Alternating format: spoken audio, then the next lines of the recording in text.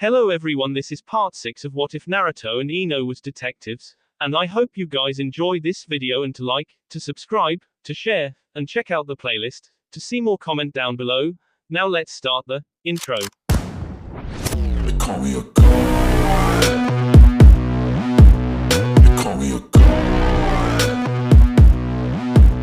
They call me a god. Join my membership, the perks are great. It's in the description. Be sure to like and subscribe, it gives me more motivation. Enjoy.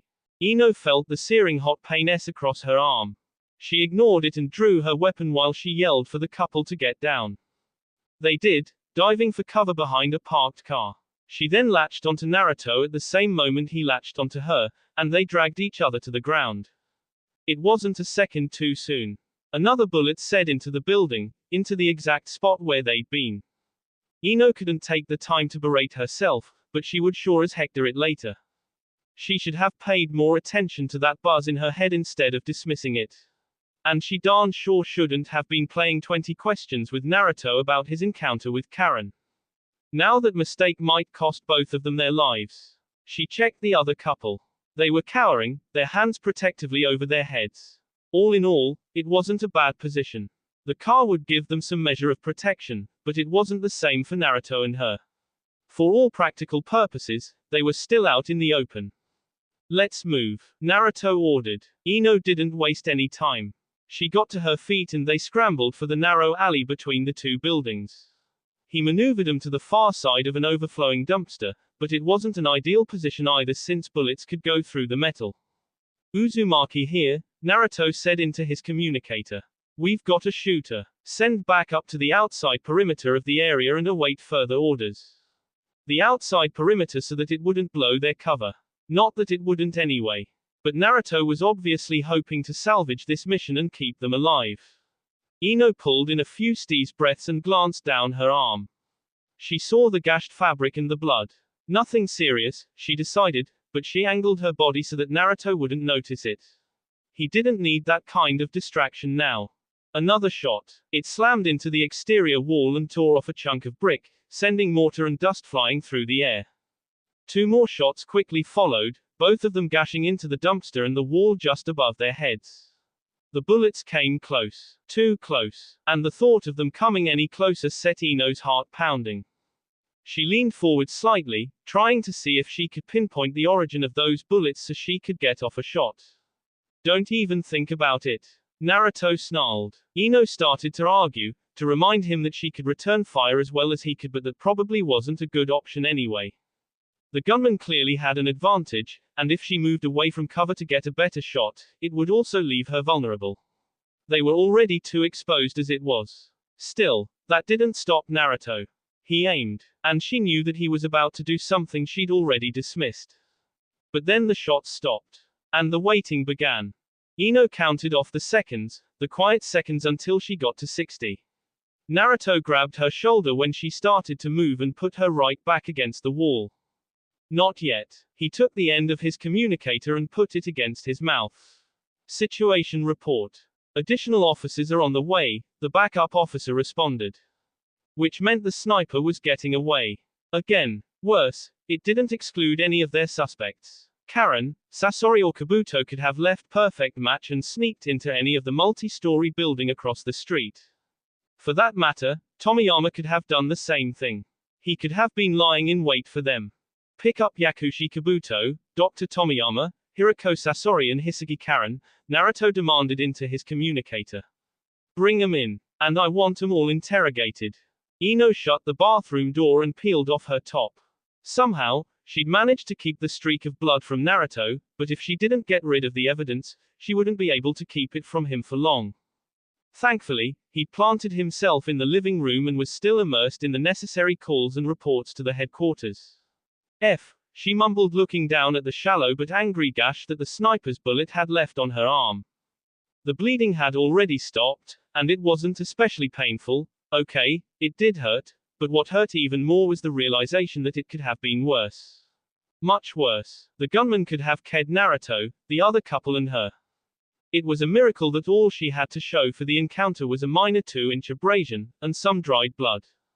She stuffed the top in the cabinet beneath the sink and located a first aid kit in the medicine cabinet and got to work cleaning the wound. When she finished, Ino covered it with a bandage and slipped on a white cotton shirt, the only long-sleeved garment she had in her luggage. She hoped that the quick change in clothes wouldn't make Naruto suspicious.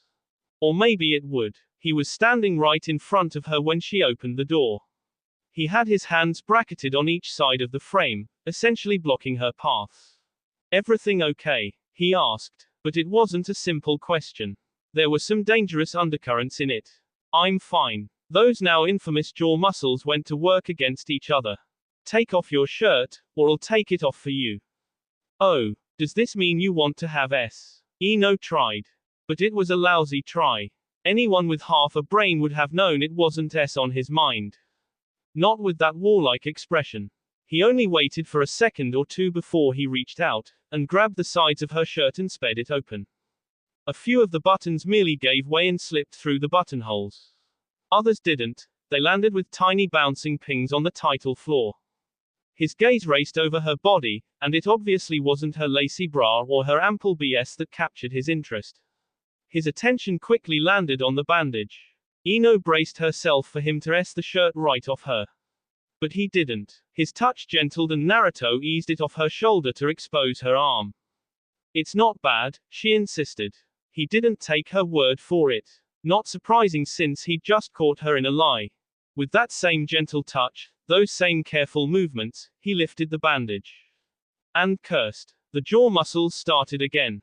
"How did you know I was hurt?" Ino asked. Her voice actually cracked. "There was blood on the sleeve of my jacket. It's not mine. I figured it had to be yours." She shrugged. "And here I thought I'd contained my bodily fluids. This isn't funny." Because he looked ready to lose it, she ran her hand down the length of his arm. "It's nothing. I've gotten worse from shaving my legs." He pressed the bandage back in place, gently, and skimmed his finger across from it. Across the top of her left bee and then to her heart. 6 inches in this direction, and the bullet wouldn't have grazed you. It would have killed you. His gaze came to hers. Unlike his touch, there was still no gentleness in those glacier blue eyes, but Ino knew without a doubt if gentleness was what she needed, he could have easily provided it. And he did. Without moving his hand from her heart, Naruto pulled her to him. Where she felt incredibly safe and warm. Ino went with it, against her better judgment. Full-blown S would have been far less of an intimate risk than this. Unable to hold back a shudder of breath, she rested her head against his shoulder and took things from him she hadn't known she needed. They stood there for heaven knows how long. Minutes, maybe. Perhaps longer. The rhythm of her heart seemed to fall into cadence with the pulse that throbbed in his wrist. And the world seemed to just melt away. Until the doorbell rang. Naruto immediately stepped back, drawing his gun, and their tender moment ended. "Wait here," he ordered. "Right, and leave you without backup. Like I'm really going to do that." Knowing she couldn't do much to fix the shirt, she shucked it off and put on one that Naruto had left in the bedroom. Ino had her weapon drawn before he made it to the door. "It's your lieutenant, Shikamaru." Naruto let her know. Great. She didn't expect that as much as she didn't want to face him now. "Don't say a word about the scratch," she warned him in a whisper. It could have been better if he sent Chuji to check on them. At least, after asking numerous questions, Chuji would eventually leave them not knowing she had been grazed. But it was Shikamaru, which was making this situation even worse. He was part bloodhound and he could sniff out problems a mile away.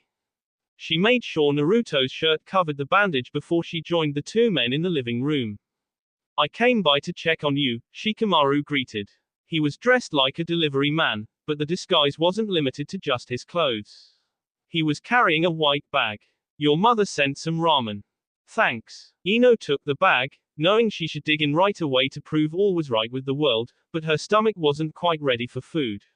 She set it on the table instead. "You can do your initial report on the computer," Shikamaru instructed, "but I'll need you to do a face-to-face at the headquarters. No way around that. We'll send a cruiser for you tomorrow so it'll look as if you're being brought in for questioning. In fact, we'll bring in all the people who were present tonight." Shikamaru gave them both a considering glance and sat on the sofa. "Did either of you fire your weapons?" "No," She quickly volunteered. Naruto stared at her. Shikamaru paused, as if waiting to see what had caused that stare. Any reason to think that your cover's been compromised? The black-haired lieutenant asked and directed that question to Naruto. The spiky blonde male leaned against the narrow snack bar that divided the kitchen from the living room.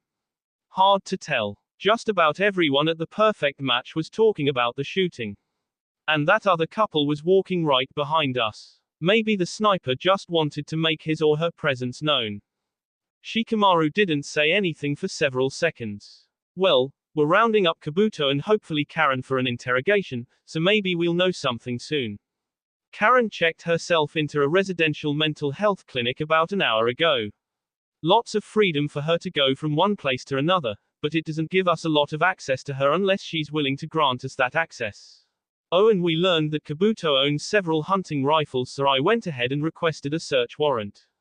Good, Naruto said. Ino muttered an agreement as well, even though Kabuto probably wasn't stupid enough to leave weapons lying around for the cops to find. Still, it'd prevent him from getting a good night's sleep, which would apparently be her fate as well. Naruto probably wouldn't drop that 6 inches over and you could have been ked discussion. You intend to continue with the present mission plan? Shikamaru asked Naruto. Naruto stared at the platinum blonde again. Ino stared back and tried to put words in his mouth. Or rather the word. And that word is yes. He didn't say yes, but then he didn't say no, either. I'll have to get back to you on that, Naruto told the lieutenant. Shikamaru nodded, made a sound of contemplation. Then looked at Naruto. Would you mind if I spoke to Ino in private? Another glare from Naruto aimed in her direction, but this one had a, tell him the truth, warning in it. It was a warning she'd definitely ignore. Naruto would thank her for it later, after they collared the sniper. Shikamaru motioned for her to sit down the moment Naruto left the room. What's wrong? Shikamaru asked. She didn't sit though, but put on her best backquote I'm a femme fatale, look. Why would you think anything's wrong? Shikamaru's eyebrow lifted. So much for the femme fatale routine. That eyebrow was a very effective BS monitor. Still, it didn't stop her from going on the offensive. What? Being shot at isn't a reason enough to make me cranky. His eyebrow stayed up. Why are you wearing Sergeant Uzumaki's shirt? He pointed out. Oh that. Not that she'd thought for a minute that Shikamaru would miss something like that. However, since he'd broached the subject, Ino went with it. It might get him off the undercover assignment. Am I not allowed to have a lover? She retorted. You are, if you don't sleep with your boss, he shot back at her. My temporary boss, Ino corrected. Shikamaru shook his head. Nothing overt. Just a simple gesture. You know something I don't. Uzumaki Naruto's a sergeant in homicide. You're a detective in the same department. For now, yes, but I figure he'll get promoted and then he'll be asked to be moved. If not, then it might come down to her asking for a transfer, although that had her feeling a little nauseous. She'd worked hard to get into her position, damn hard, and she wouldn't just give that up. Well, unless there was no other way. Then she'd consider it. Heaven help her. And I haven't actually slept with him, she said more to herself than to the man in front of her. I've just been flirting with the idea. Lightly flirting with it. And even if something happened between us, it's not against the regs per se, it's just frowned upon because, well, morale problems. She added an indignant huff. Is this why you came over? To grill me about my love life? He caught her wrist and sat her on the coffee table in front of him. Quit being so defensive. I came to see if you're all right. Ino leaned closer into his personal space. I am. Yes, I can see that. She didn't want to know if he was being sarcastic, mainly because she was certain he was. After all, his eyebrow was still seed and locked. I also wanted to talk to you about Sergeant Uzumaki and this mission. He calmly went on. Since she was already on the defensive, she just stayed there. Oh number. Don't even think about it. Ino held her thumb and index finger to indicate a minuscule space. We're this close to getting the sniper, Shika. I don't doubt it. And there wasn't anything defensive sounding about that. He eased down her hand. Sergeant Uzumaki and you make a good team. That improved her posture. But she wouldn't let a compliment, if that's indeed what it was, blindside her. What the heck is that supposed to mean? It means you each have talents that balance the others. He leaned back against the sofa and tucked his hands behind his head. For Uzumaki, following the procedure is the right thing to do. So that practically ensures a successful mission. You, on the other hand, think outside the box, and that gives you the edge when you're in an evade and escape mode. Thanks. I think. Suspicious, she squinted one eye. Is this some kind of law enforcement version of a hunters versus gatherers theory? He smiled. Well, sort of. His mouth quivered as if he might smile, but then he lowered his hands and continued. Uzumaki's never missed a shot during firearms qualification.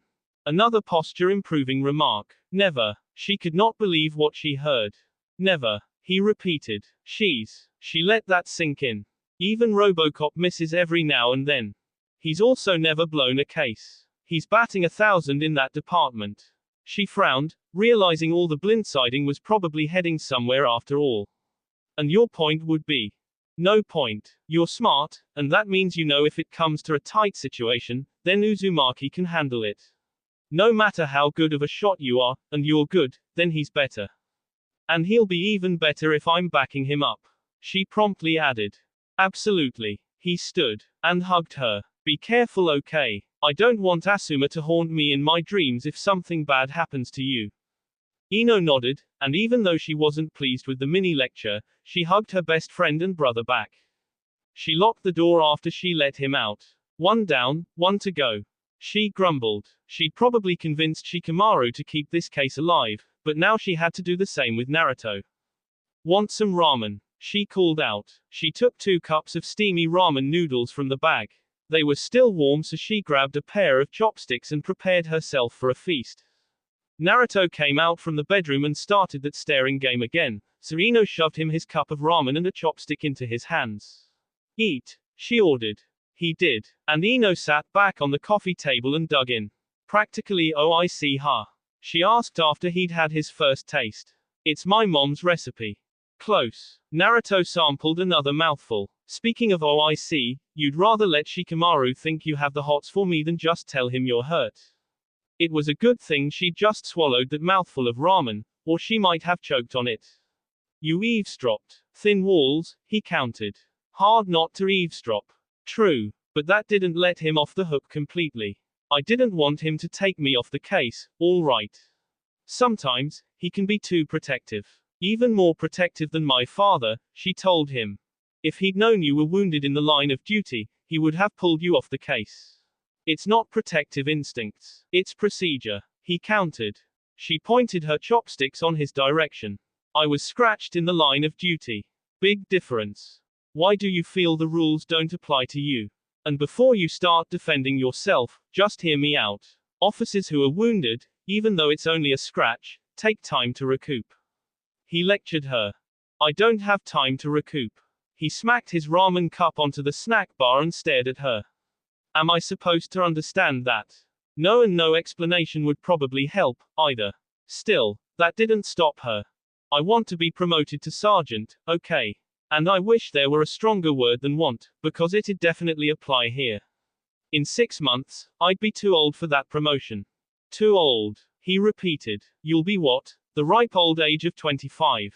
Shikamaru was promoted to lieutenant at the age of 25, and Chuji's on his way to that too. He looked at her as if she'd just sprouted wings. It is about competing with your best friends. She was right, he didn't get it. He couldn't. It'd be simple if it were a competition, she muttered, frustrated. But it's more than that. If I come up short, then I'm not the person I thought I was, and I don't think I can handle that. Ino glanced at him, sorry that she just blurted out what was probably the only deep dark secret she had. She hated it when she was left by her best friends when it comes to personal advancements. And no, I don't really expect you to understand, she added. She poked at the ramen again, glad that she had something to prod. Maybe the fake violence would rid her of the alley cat war going on inside her. He dragged a chair closer and sat down right in front of her so they were eye to eye. And only inches apart. I understand, he muttered. Of all the things that Ino thought he might say, that wasn't one of them. Which part? She asked, surprised.